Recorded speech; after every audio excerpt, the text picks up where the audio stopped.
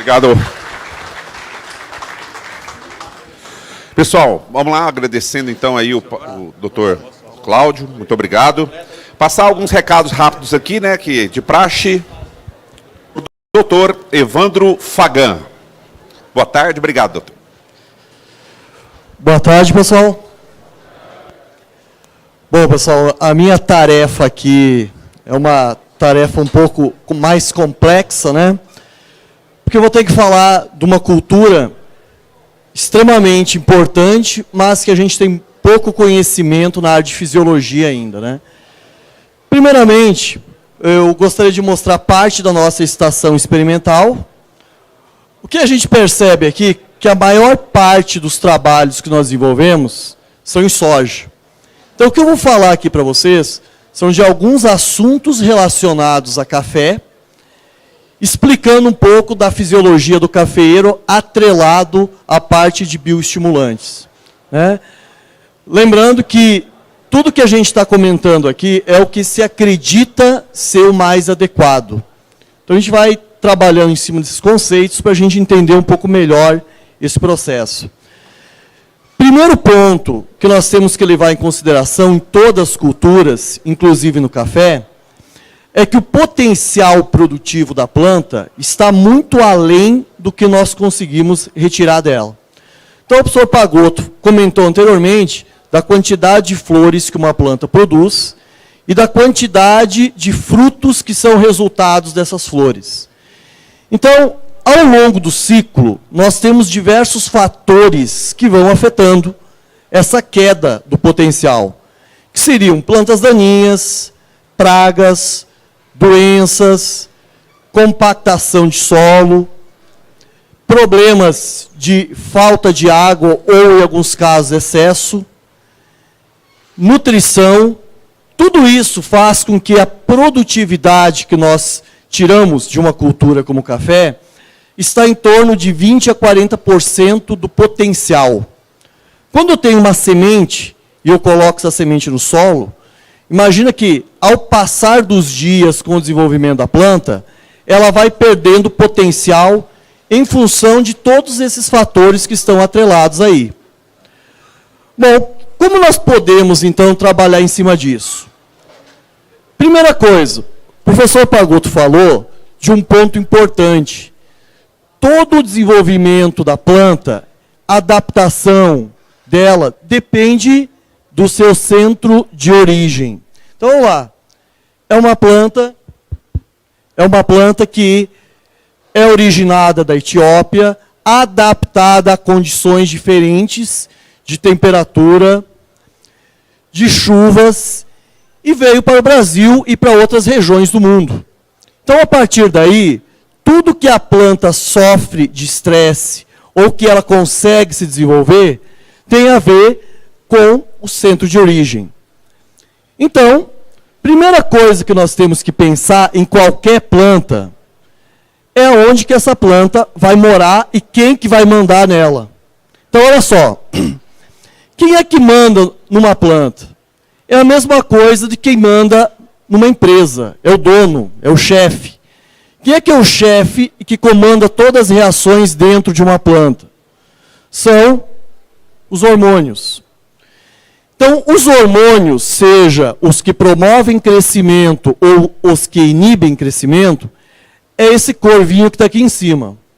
É ele que manda as informações e transforma isso em flor, em raiz, em folhas. Quer dizer, qualquer estrutura que a planta esteja produzindo depende da mensagem do hormônio. Então, o hormônio numa planta é um mensageiro. Na verdade, ele não faz, ele manda fazer. É o que está mostrando exatamente aqui, ó. Nós temos hormônios que promovem crescimento, que são auxinas, citocininas e giberelinas, e os que inibem crescimento, que é o caso do etileno e do ácido abscísico. Nós vimos anteriormente que o ácido abscísico, ele é o hormônio que deixa a planta dormente durante o período de seca. E que o etileno é o hormônio que promove a maturação de frutos. Isso significa que os dois hormônios são importantes. vai depender quando e aonde eles estão atuando. Então, já que os hormônios são quem manda na planta, vamos imaginar agora que a planta é como se fosse uma árvore de dinheiro. Tudo que ela produz de energia é isso aqui, ó, é dinheiro. Para nós, o grão de café é dinheiro. Agora, eu preciso entender aonde essa planta vai investir esse dinheiro. Se ela vai investir em fruto, se ela vai investir em ramo, se ela vai investir em raiz. Quem que vai determinar isso? Novamente, os hormônios. São os chefes. São eles que mandam dentro da planta. Então, para a gente entender isso, primeiro ponto que a gente começa são pelas prioridades. Qual que são as prioridades no ser vivo? É iniciar o crescimento, então a planta é formar raiz, se desenvolver, e a partir daí ela vai adquirir uma estrutura, que a gente chama de caixa produtiva. Em função dessa caixa produtiva, a planta vai produzir frutos e, se der tudo certo, esses frutos vão encher até um valor razoável. Então nós temos aqui que o primeiro processo, que é a germinação, é um processo um pouco mais complexo no café do que em outras culturas. Nós temos aqui cafeína, nós temos aqui o pergaminho, tem um monte de coisa aqui que atrapalha a germinação. Problema que nós não temos na soja, problemas que nós não temos no milho, mas que no café isso é um problema um pouco mais complexo.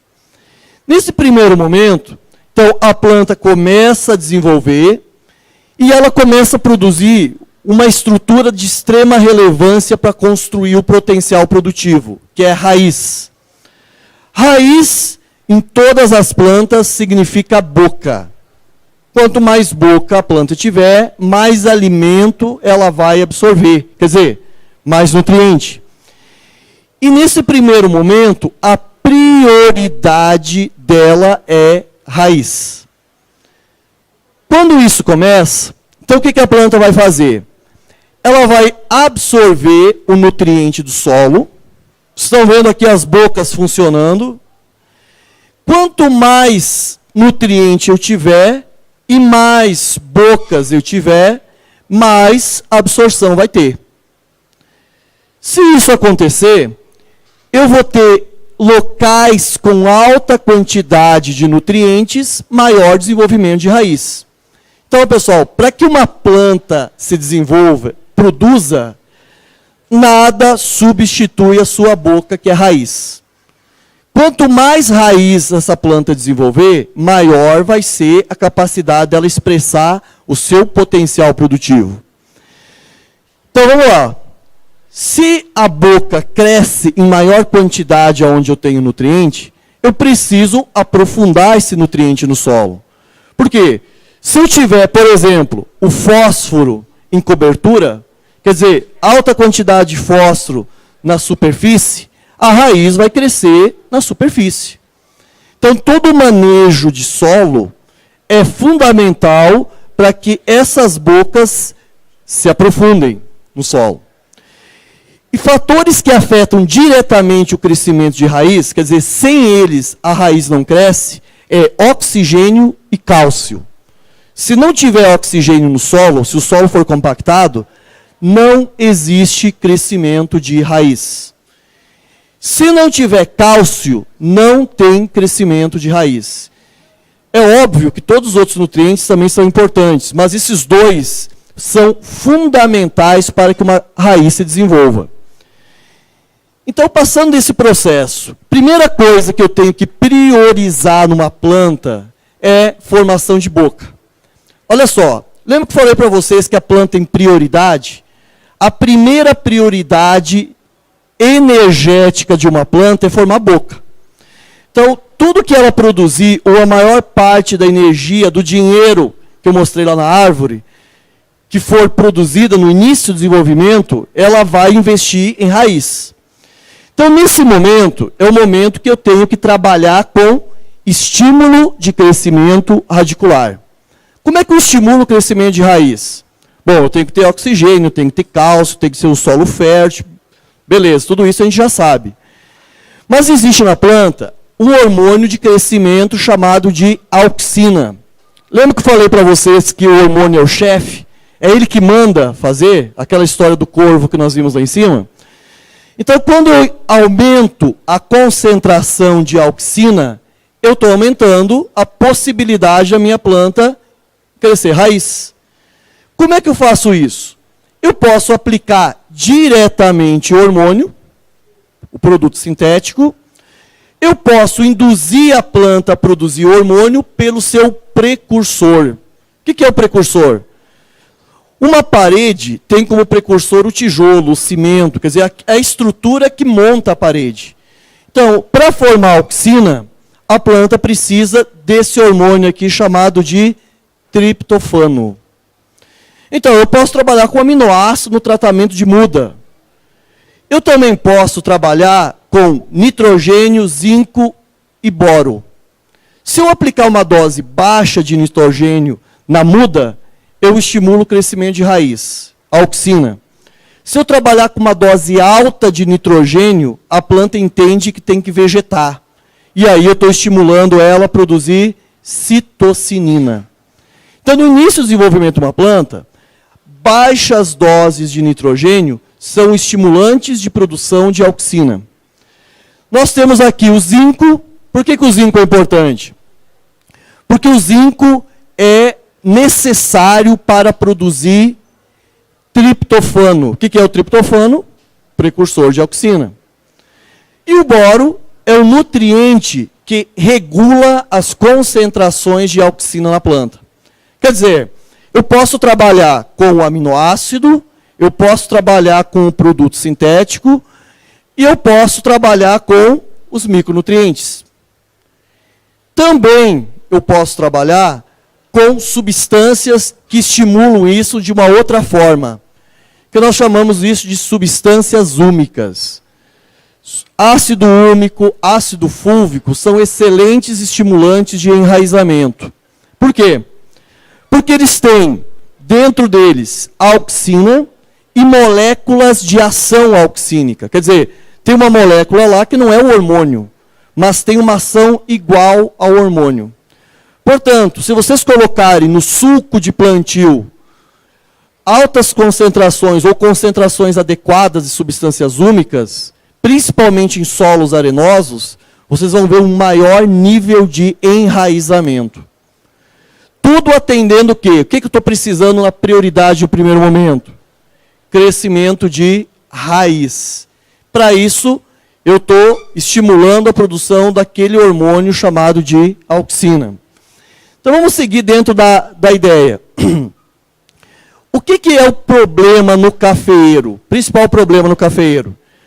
Eu cultivo a minha muda e transplanto ela para o campo. Então, quando eu faço esse transplante, o que eu tenho? A folha da planta é uma usina de produção de açúcar, cheia de placa solar que captura a energia do sol, que são as clorofilas, carotenoides. Agora, vamos imaginar o seguinte. Ela está no ambiente sombreado, embaixo de um sombrite. Ela precisa aumentar a quantidade de placa para capturar a luz. Agora eu coloco essa planta no pleno sol. Ela vai ter muita placa de absorção de luz. O aumento dessas placas causa o quê? Um excesso de energia. Imagina uma placa que captura energia do sol e essa energia precisa ser utilizada para produzir, por exemplo, energia elétrica. Então, a energia capturada aqui por essas placas é utilizada para produzir açúcar a partir do CO2 que a planta está absorvendo.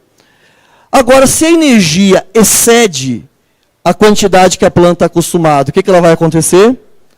Esse excesso de energia se liga ao oxigênio, formando espécies tóxicas. E aí vocês observam que aquela muda começa a queimar a folha. Não é isso? Isso a gente chama de escaldadura. É por quê? Porque a planta estava num ambiente sombrio, capturando pouca luz, então ela tinha que aumentar as placas de absorção. Quando ela foi para o sol, a quantidade de luz excedia a capacidade dela usar essa energia. Então os sistemas começavam a ter uma superexcitação. O que a gente pode fazer com isso? O que nós começamos a trabalhar a partir desse ano? Nós começamos a trabalhar com as faxineiras fisiológicas. Glutationa é um oligopeptídeo, quer dizer, ele é formado por 3 aminoácidos, glicina, cisteína e glutamato, que ajuda a desintoxicar a planta por estresses de alta luminosidade. Então a gente pegou essas mudas, aplicou o produto e transplantou elas para ver se esse antídoto melhorava o desenvolvimento inicial dessas plantas. Vamos lá. Nós temos aqui uma planta controle, onde não foi aplicado nada, a dose 1, dose 2 e dose 3. O que é dose 1, dose 2, dose 3? Essas são doses que a gente não pode mensurar, quer dizer, não pode falar ainda porque são produtos que estão em desenvolvimento. Mas aqui é o seguinte, são doses crescentes dos produtos. Estão vendo a diferença de tamanho de planta. Isso daqui é o resultado no viveiro. Então o que nós fizemos? Pegamos essas plantas e transplantamos. Para ficar melhor e não ter problema para o produtor, nós diminuímos o espaçamento entre plantas pela metade. Então imagine que aqui é 55 centímetros, nós colocamos uma planta no meio. Para quê? Para tirando essa planta de 15 em 15 dias, para verificar se o produto aplicado melhorou a capacidade da planta a tolerar o quê? O excesso de luz, que ela não estava acostumada. Então aqui nós temos as mudas com doses crescentes e aqui aplicado no campo. Olha só, isso aqui são de 15 a 20 dias após o transplante. Como foi plantado onde já tinha muda, essas plantas que estavam aí já tinham mais de 20 dias, nós arrancamos as que estavam 10 plantas e plantamos as mudas, para verificar como é que elas se adaptariam a isso. Então aqui é o controle, não foi aplicado nada, e aqui onde nós tínhamos uma dose 1 de glutationa, aqui nós tínhamos dose 2, quer dizer, o aumento, a duplicação da dose. O que isso mostrou para a gente? Que aonde nós fizemos as aplicações com doses crescentes, nós melhoramos a capacidade da planta a se adaptar ao transplante. Olha só, vamos tentar entender o conceito do processo. Se eu apliquei um produto que diminui o estresse da luz, a planta gastou menos energia para se recuperar do estresse, gastando menos energia, ela direcionou mais energia para onde? Para a raiz. Então, quer dizer, o investimento dela inicial é pouca. Então, essas plantas começaram mais rapidamente a investir o dinheiro que elas economizaram aqui por não ter o estresse tão grande e investir em raiz. Isso diminuiu o número de mortes de planta e também aumentou o crescimento inicial dessas mudas. Bom, mas nós fomos além disso. Já que a questão é estresse por transplante, nós medimos peroxidação lipídica. O que é peroxidação lipídica? Isso aqui é o nível de dano em lipídio de membrana. Então, resumidamente, o que significa? Quanto maior esse valor, maior o dano que a membrana teve após o transplante. Quer dizer, mais estresse estava tendo nessas células. O que aconteceu? Aonde nós aplicamos o produto, na muda, nós diminuímos mais de 40%, ou em torno de 40%, o dano que a planta sofreu após o transplante. Bom, o que isso nos leva a crer? Primeiro, eu preciso proteger a planta para se adaptar a um outro ambiente. Volto àquilo que falei lá no início. A planta veio de uma região de subbosque. Ela não está acostumada a alta intensidade de luz. Portanto, nós ajudamos ela, como se fosse um protetor solar fisiológico, a ela reduzir esses danos da alta luminosidade, principalmente nesse primeiro momento. Quando nós avaliamos o NBI, o que é NBI? Teor relativo de nitrogênio na folha. Na verdade, ela é uma medida indireta que dá uma ideia de nitrogênio na folha da planta. Conforme nós aumentamos doses, nós aumentamos esse teor. E também aumentamos clorofila. Quer dizer, a planta, além de ter tido uma melhor capacidade de reduzir o estresse, ela aumentou clorofila, aumentou nitrogênio, e isso fez com que ela resultasse naquele aumento de raiz, que nós vimos anteriormente. Então, pessoal, nós começamos a entender que é possível reduzir estresse fisiológico.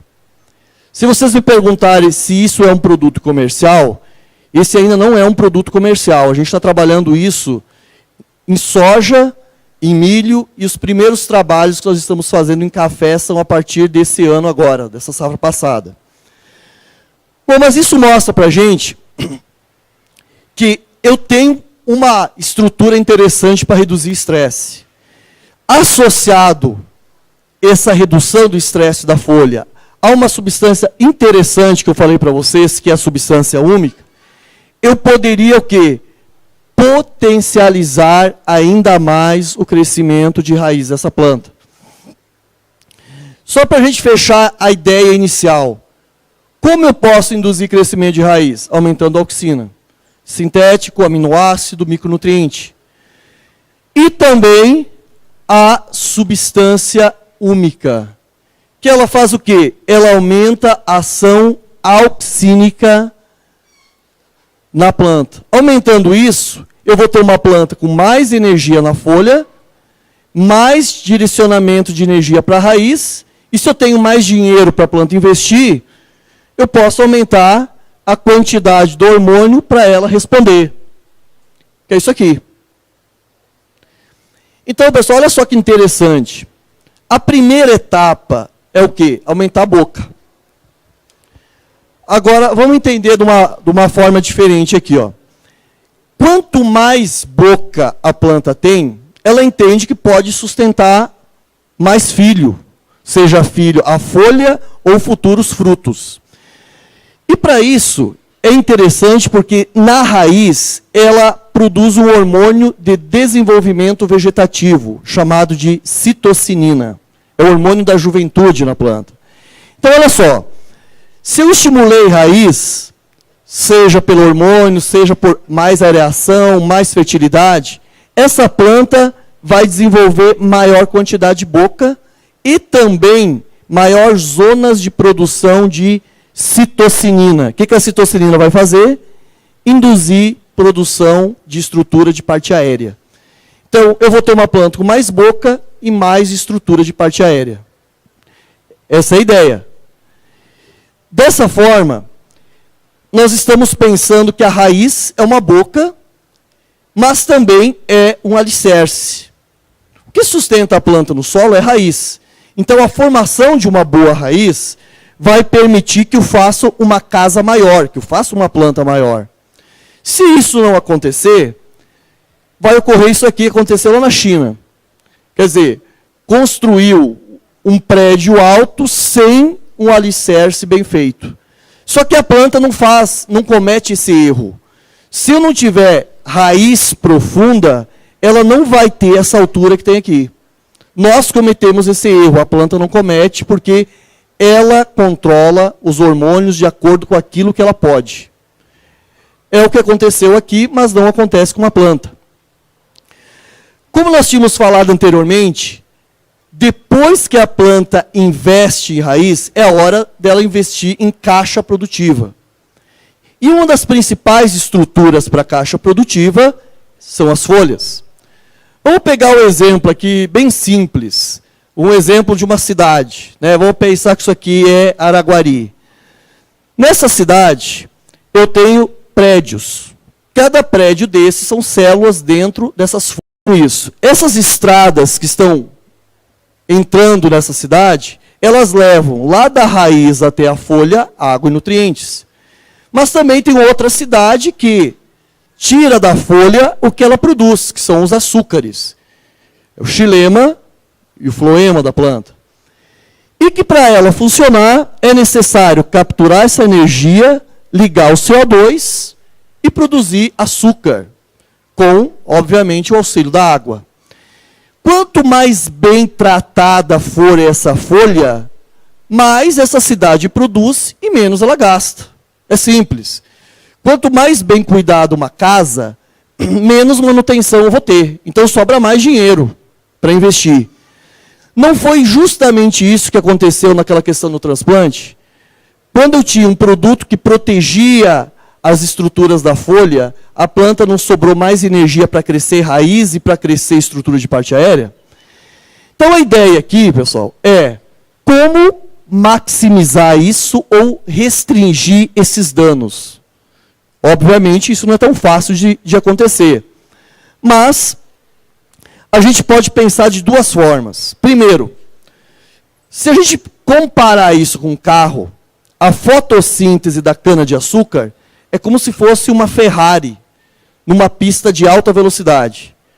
A da soja é como se fosse um Corolla, quer dizer, é bom, mas não tanto. A metade da fotossíntese da cana-de-açúcar é o que uma planta de soja faz. Agora, se a gente fizer a do café, ela equivale a mais ou menos um Fusquinha Itamar. Quer dizer, o café tem uma fotossíntese tão baixa assim.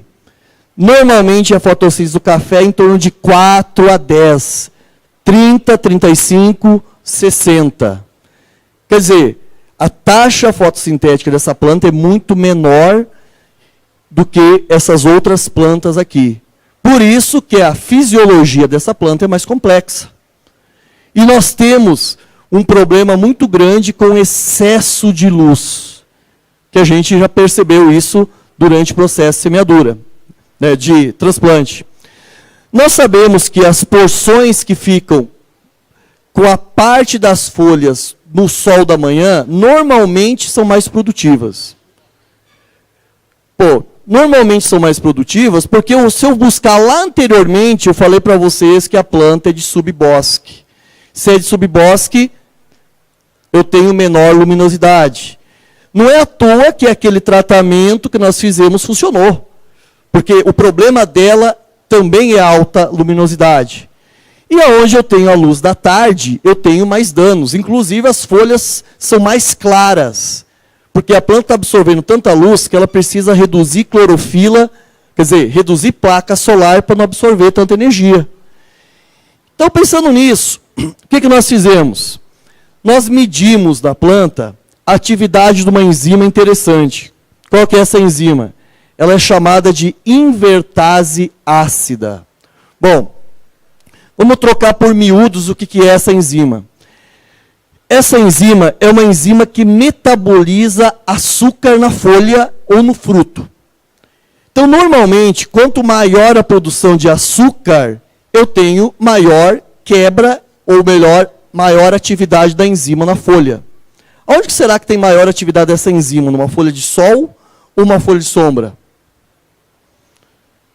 Olha só a diferença de valor em folhas de sombra versus folha de sol.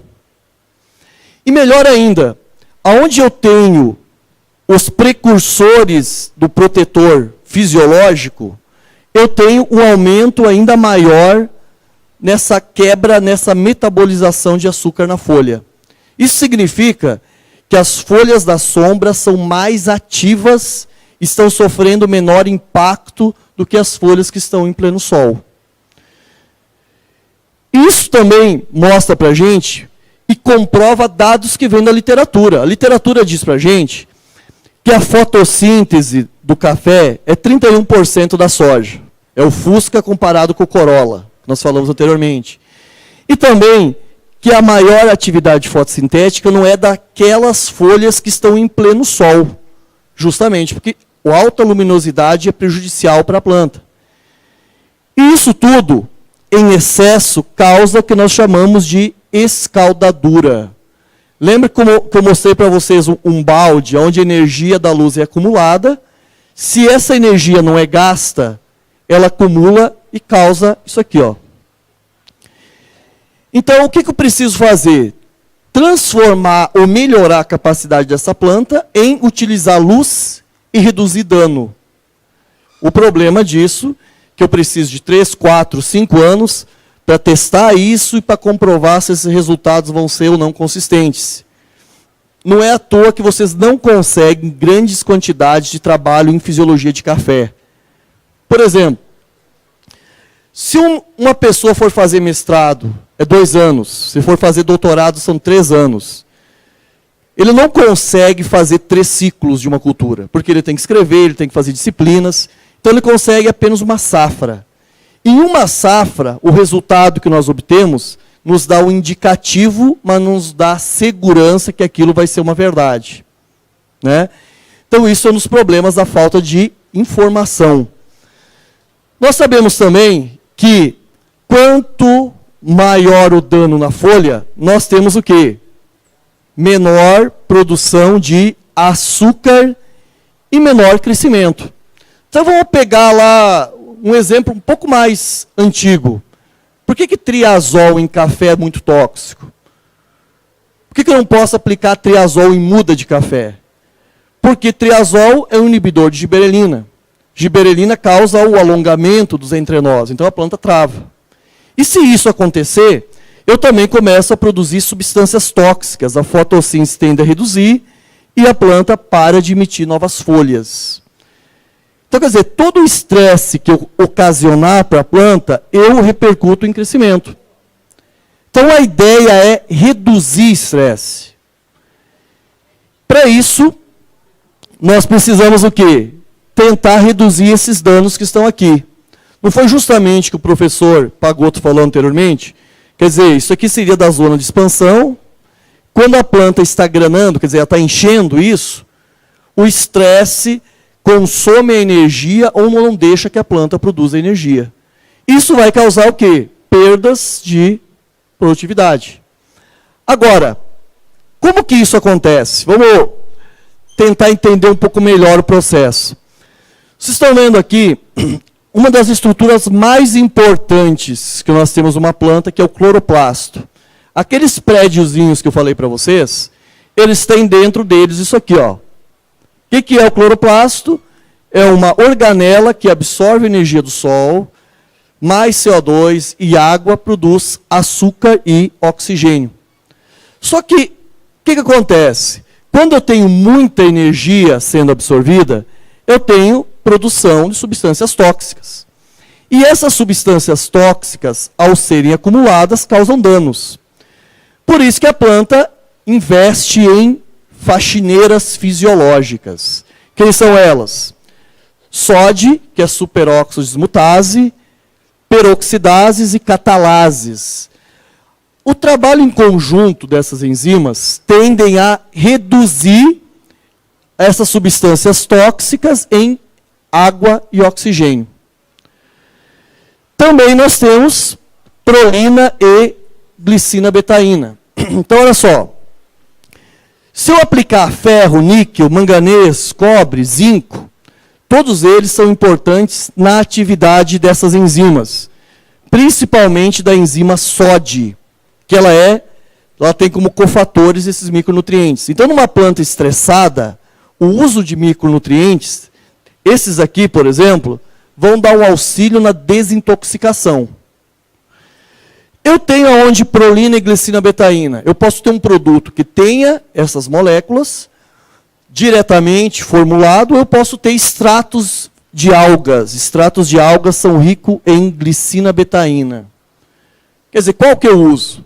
Vai depender da capacidade da planta em responder a isso. A qualidade do produto vai determinar a eficiência que ele vai ter na planta. Se isso tudo não der conta, esses radicais livres vão destruir a membrana e aí eu vou ter fito. Pode ser a escaldadura, por exemplo. Né?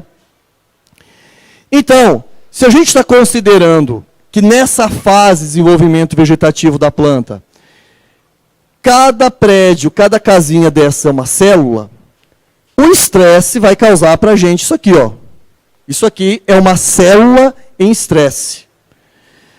Se, por exemplo, nosso amigo Mosca estiver aqui, ó, depois de uma festa, e a mulher dele chega pela manhã, a primeira coisa que ele pensa é chamar a faxineira, né, para limpar tudo isso. Nós vimos a importância de uma das faxineiras em planta.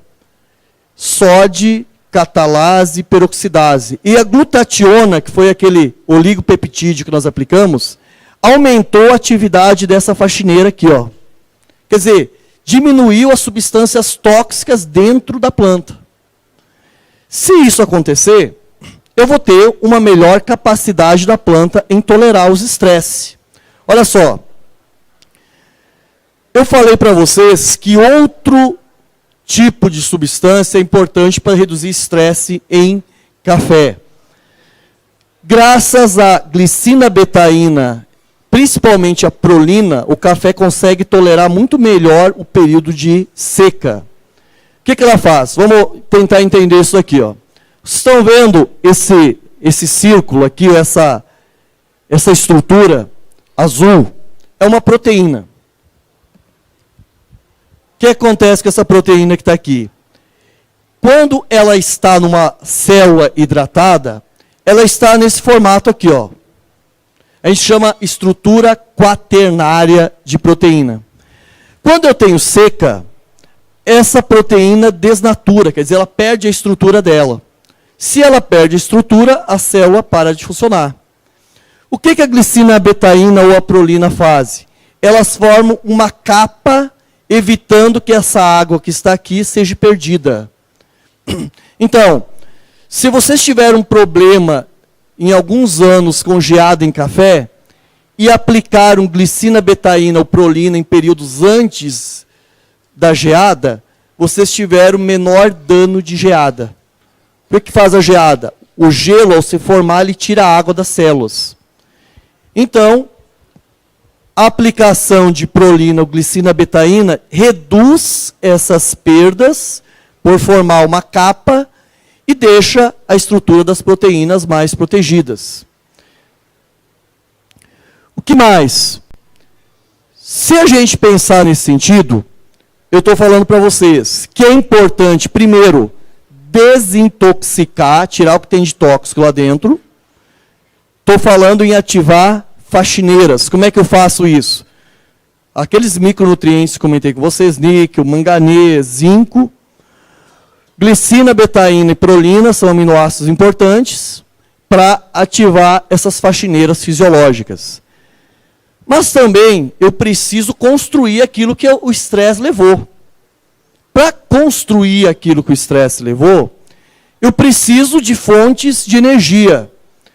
Magnésio é importante para produzir ATP, fósforo é importante para produzir ATP, potássio, e o boro é importante para produzir alguns açúcares que são fundamentais para a planta. Portanto, com fósforo, potássio, quer dizer, energia, micronutrientes, tira o que tem de tóxico, e mais algumas fontes que supram a demanda de nitrogênio na planta, eu consigo um estabelecimento pós-estresse muito mais rápido. O que nós observamos em soja? Nós não medimos isso em café ainda. Que quando eu aplico aminoácido, eu aumento o metabolismo do nitrogênio. Então, é possível que em café, o uso de aminoácidos também tenha esse efeito. Nós não testamos isso, mas em soja isso funcionou muito bem. Da mesma forma que eu estou falando de estresse com faxineiras fisiológicas, com fonte de energia, o produtor também costuma usar sacarose, o melaço, o açúcar. Pô, isso funciona? Em uma planta que não tem, ou que está em alto nível de estresse, o açúcar aplicado tem um fator interessante. Olha só. Imagina uma pessoa doente. Se você der soro para ela, a resposta do soro é muito mais alta numa pessoa que não está doente. Então, quando você aplicou açúcar em uma planta normal, 0,5% e 1%, o efeito praticamente não aconteceu. Agora, quando você aplicou isso numa planta com falta de água, com estresse hídrico, a fotossíntese dobrou. Então, o que nós estamos pensando é o seguinte, o açúcar, ele não serve como uma reposição do que a planta deveria estar produzindo na fotossíntese. Mas, de alguma forma, o açúcar que nós estamos aplicando aumenta a capacidade da planta em fazer o açúcar que ela está precisando. Por quê? Porque naquele momento que a planta é estressada, ela precisa reconstruir aquelas estruturas degradadas. Como é que ela reconstrói isso? Com energia. Para produzir energia, eu preciso de fósforo, potássio, magnésio, mas eu também preciso de fotossíntese, o açúcar.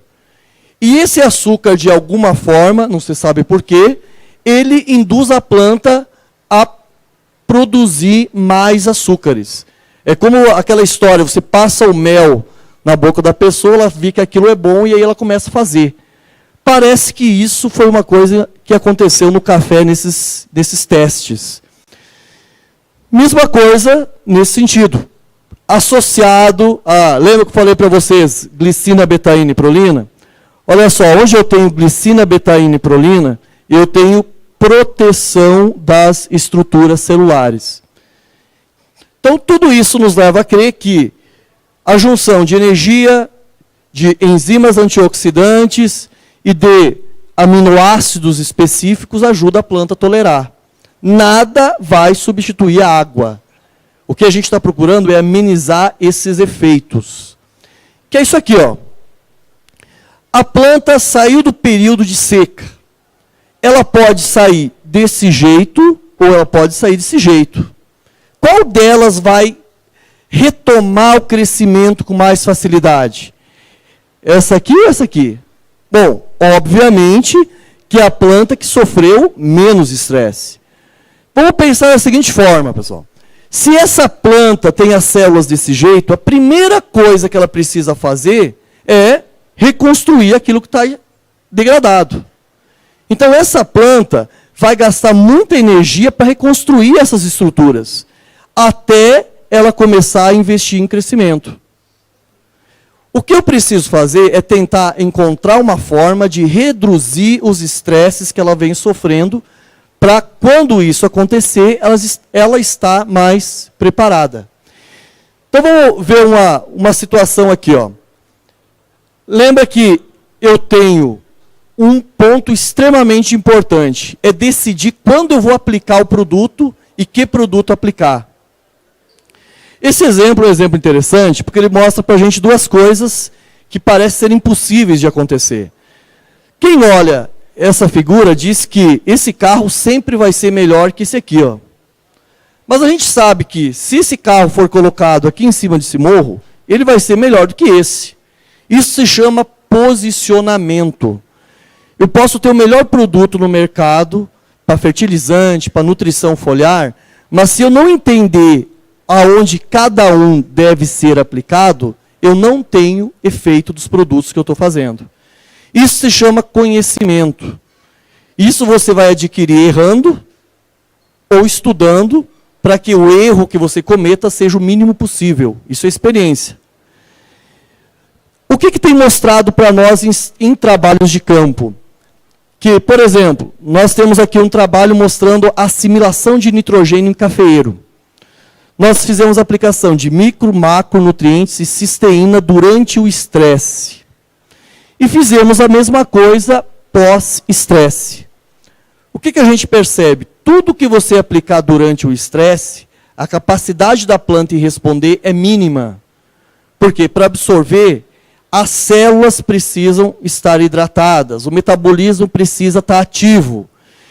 Então mostrou para a gente que a melhor resposta da planta aconteceu pós-estresse. Quer dizer, a planta voltou, começou a chover, 5, 6 dias após essa chuva, depois que ela botou a casa em dia, ela respondeu melhor do que eu fazendo a aplicação desses produtos durante o estresse. E aí eu queria saber como é que estava a casa. Quer dizer, como é que estavam as células? Estavam muito destruídas ou pouco destruídas? Quando nós fizemos micro mais e macronutrientes, e como fizemos aplicações sequenciais de estimulantes em cada fase, nós tivemos uma diferença interessante. É melhor eu aplicar um produto em alta dose de uma vez só, ou eu fracionar em várias aplicações? Como nutrientes que nós aplicamos foliar são estímulos, o trabalho mostrou para a gente que aplicações sequenciais em doses menores são mais interessantes do que eu dar uma sobrecarga de produto no momento só. Isso significa que o ideal é você estar sempre mantendo os estímulos. Os estímulos são, provavelmente, produções de hormônios, aqueles caras que vão mandar a planta produzir, a formar, a desenvolver estruturas. Foram isso que aconteceram. Portanto, o que aconteceu aqui? Bom, nos dados que nós observamos, parece que o melhor é você trabalhar com produtos anti-estresse antes, preparando a planta, ou depois, para que a planta volte mais rápido. Durante, nós não tivemos nenhum produto que deu para a planta uma condição de sobreviver melhor ou de ter menos problemas durante a seca. Quando a planta volta a ser irrigada, depois que ela sai da dormência, o professor Pagotto falou muito bem da morfologia, da fisiologia desse processo, o que vai acontecer? A água faz reduzir o ácido abscísico, que é o hormônio que causa a dormência, e ao mesmo tempo a planta aumenta a giberelina, que nas gemas, depois de reidratadas, conexões vasculares, açúcar, começa a desenvolver e diferenciar a flor. Certo? Agora eu vou trazer um problema para vocês aqui. Imaginem que deu uma chuva fora de época.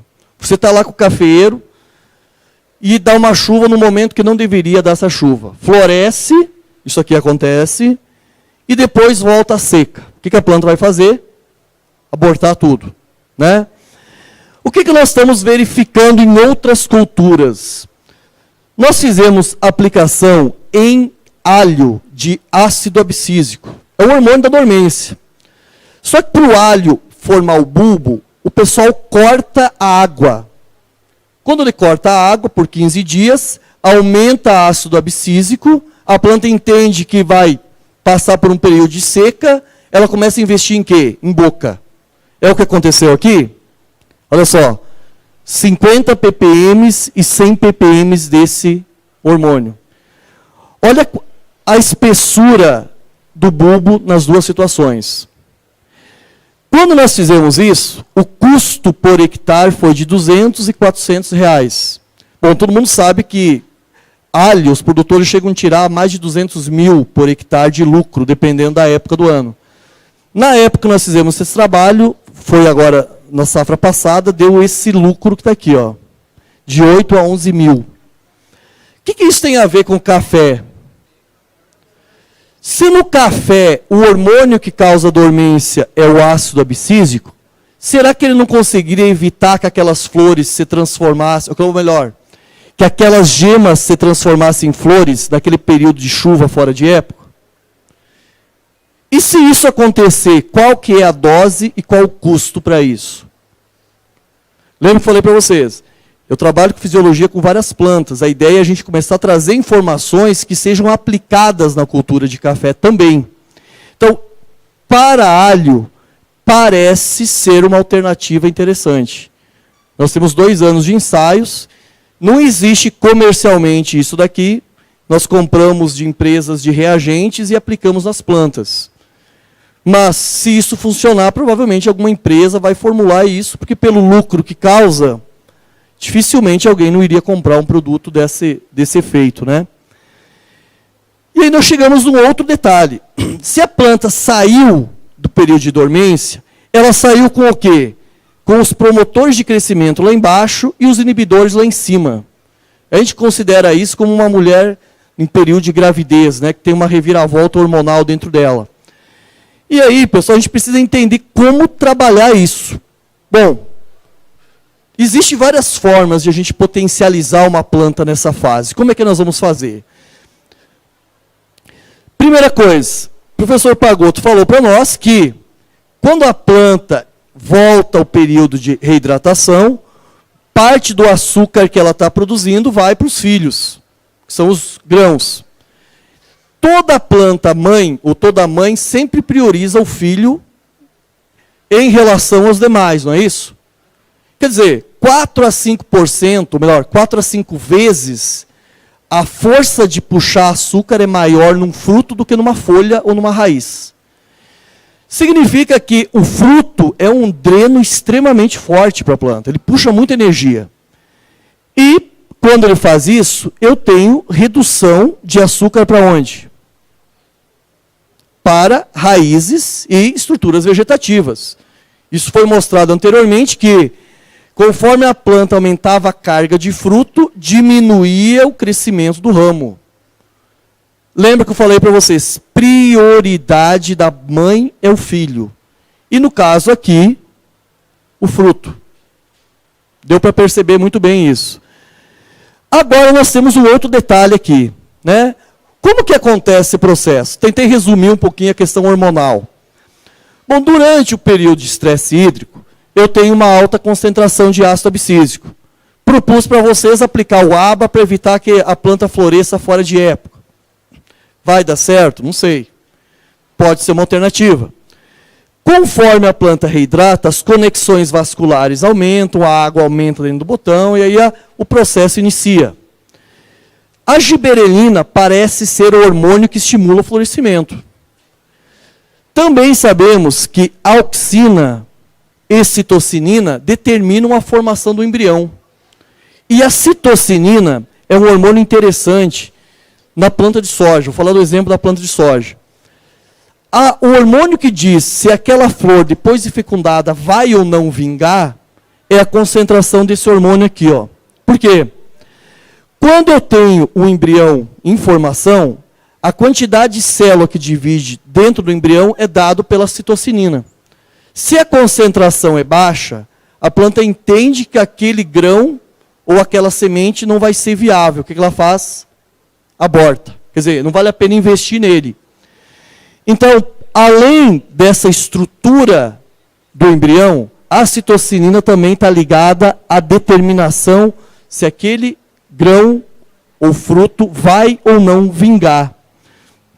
Obviamente, aqui nós temos o papel de auxina conectando os vasos, a flor, para que a água e nutrientes cheguem até esse processo, né? E aí nós chegamos no período de expansão e granação. Aqui nós temos um outro fator importante. Quando nós estamos comparando o café a coisas mais antigas e menos promissoras do que plantas como soja e milho. Na verdade, o transporte no café é muito pouco entendido ainda. Como é que acontece isso? Como é que é a velocidade desse transporte? Então a gente pensa isso como uma visão muito antiga ainda, de que o transporte aconteça muito rudimentar. Mas a gente sabe de uma coisa interessante, que todo o açúcar produzido na folha, seja ela sacarose, é transportada até o floema e desce até o fruto. Como eu aumento esse transporte daquele carro até chegar no fruto? Eu tenho 3 nutrientes extremamente importantes aqui, ó: potássio, fósforo e magnésio. Eles são importantes para a formação de gasolina para aquele caminhão se movimentar. O que é isso? ATP.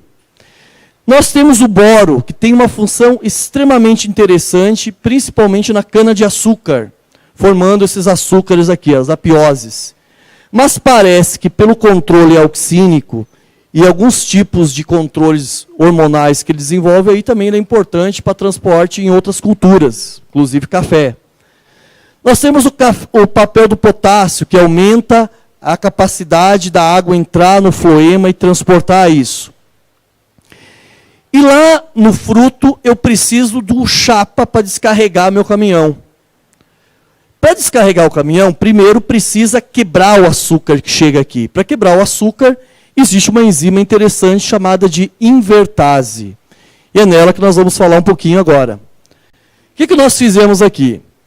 Nós aproveitamos o ensaio desenvolvido pela Marina, que é aluna de mestrado, né, aluna do professor Favarin, onde a gente fez níveis de retirada de fruto numa planta de cafeiro. Então, eles estão avaliando questão de nutrientes, nós fizemos um outro trabalho avaliando a desfolha, ou melhor, a retirada de frutos, ou a carga que tinha em cada ramo. O que nós observamos? Foi o seguinte: nós temos planta com 0 de fruto, 30%, 60% e 100% de frutos. Bom, uma das coisas é simples de nós entendermos. Vamos ver se esse gráfico exemplifica isso. Aonde eu tinha menos fruto, a planta tinha mais folha nova. Então, se a gente olhar esse ramo aqui, vocês estão vendo que tem mais folha verde clara. Conforme eu vou aumentando a carga de frutos, eu vou diminuindo folha nova. Aquilo que eu comentei com você, se a planta investe menos em crescimento de frutos, sobra mais para investir em estrutura vegetativa. É o que aconteceu aqui. E a enzima que quebra açúcar teve um comportamento muito interessante. Por quê? Nós observamos que aonde a planta tinha mais fotossíntese na folha, até um determinado ponto, eu tinha maior atividade da enzima. Olha só. Aonde eu aumento a carga de fruto, a folha precisa produzir mais açúcar para suprir esses frutos. Então a atividade da enzima começou a aumentar, até chegar nos 60% de carga. Quando chegou nesse ponto, a planta diminuiu a emissão de folhas novas. Como as folhas novas, as folhas velhas têm uma atividade fotossintética menor, nós temos o menor metabolismo de açúcar na folha. Foi o que aconteceu aqui. Quando nós avaliamos no fruto, o que aconteceu?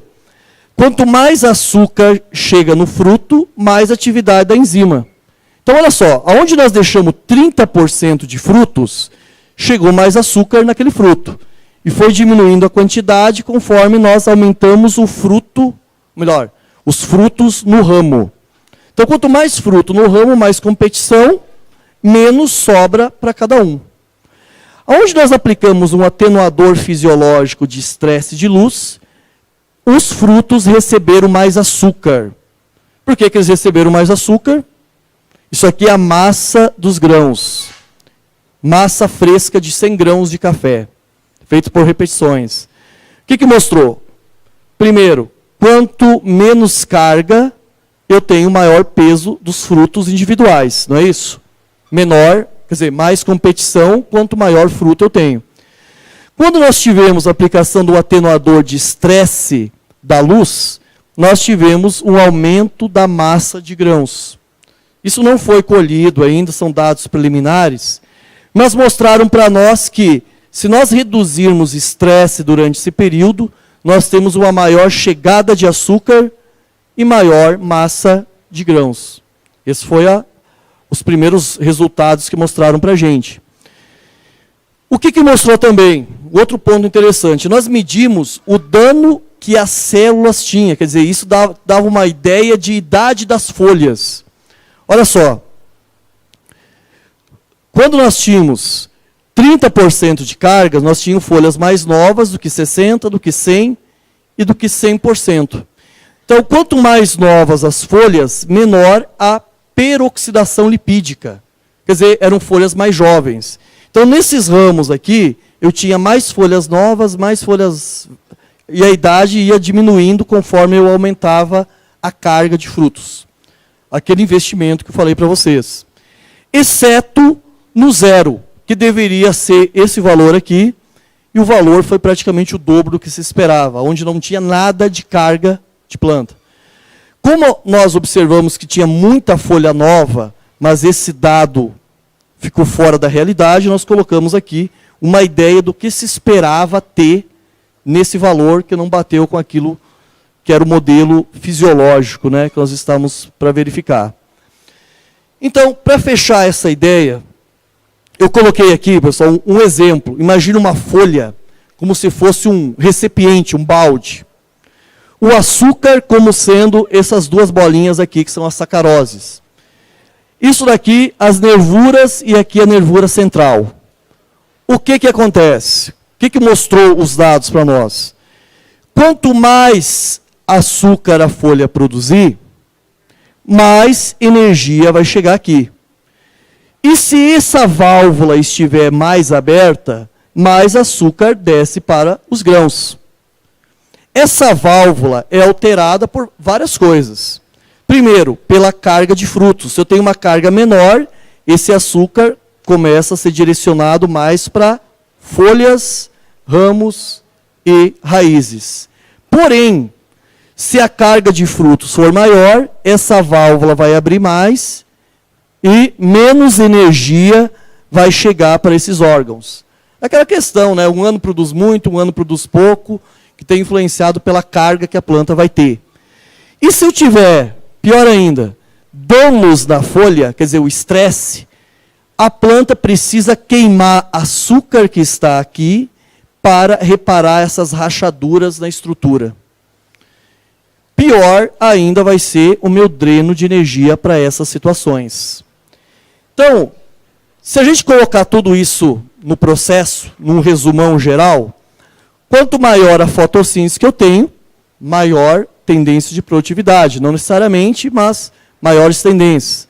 Para evitar danos, eu tenho que controlar pragas e doenças. Então, manejo de praga e doença para manter minha folha o mais ajustada possível. Como eu potencializo isso? Diminuindo o dano, seja fisiológico, seja dano por pragas ou doenças. Não adianta apenas a minha folha produzir, ela tem que translocar. E é aí que nós chamamos de relação fonte-dreno. Então, o açúcar precisa sair da folha e chegar ao grão. O excesso de nitrogênio vai atrapalhar isso, porque a planta vai entender que precisa vegetar. E não encher grão. O que tem mostrado para a gente é que, por exemplo, boro, potássio, magnésio e fósforo são nutrientes importantes para aumentar o fluxo de açúcar da folha para o floema. E no grão, parece que a citocinina e giberelina melhoram essa entrada, essa quebra para o fruto encher. Nós temos aqui a prioridade na planta nessa fase, que é órgãos de armazenamento, no caso do café é o grão.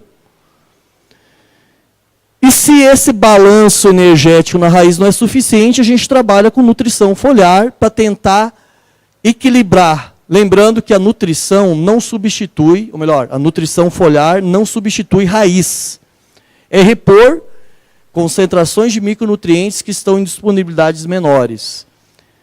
Quando chega na fase de crescimento reprodutivo, cálcio e boro, crescimento daquele tubo polínico para a fecundação da flor, e aí eu preciso dos hormônios para que o processo seja eficiente.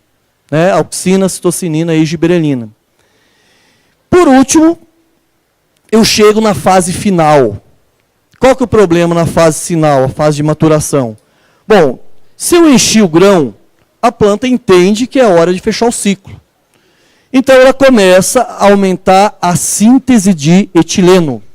Essa síntese de etileno que dá aquela coloração do fruto.